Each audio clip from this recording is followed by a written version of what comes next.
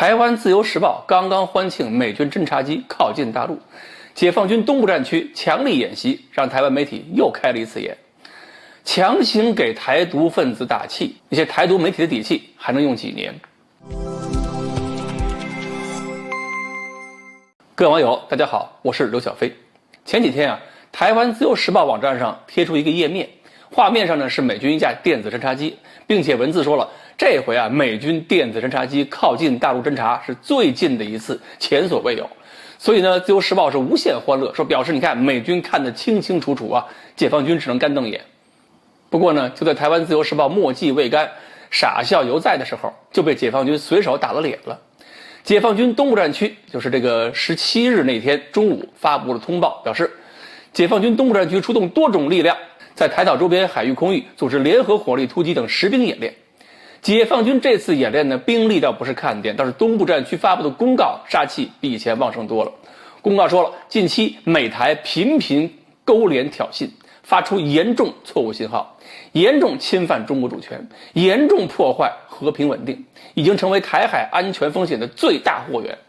此次演练是根据当前台海安全形势和维护国家主权需要所采取的必要行动，是对外部势力干涉和台独势力挑衅的严正回应。东部战区将持续加强战备训练，有决心有能力挫败一切台独分裂活动，坚决捍卫国家主权和领土完整。指着台湾指着美国的鼻子戳戳点点而且前一段时间台湾媒体还指出来，最近解放军的运8飞机的飞行方式跟以前不一样了，也不像是美军那样抵近侦察，而是直接从台湾的靶区上空穿行而过，根本不把台湾所规定的什么演习区域放在眼里边，属于是直接起脸，干扰了台军的所谓演习。然后台湾的新头壳新闻网以包围南台湾为题目进行了报道，也提到了解放军这次军演的区域不是在大陆沿海，而是直接一竿子捅到了台湾东南，并且判断这就是对美台联合海巡演练的一个报复。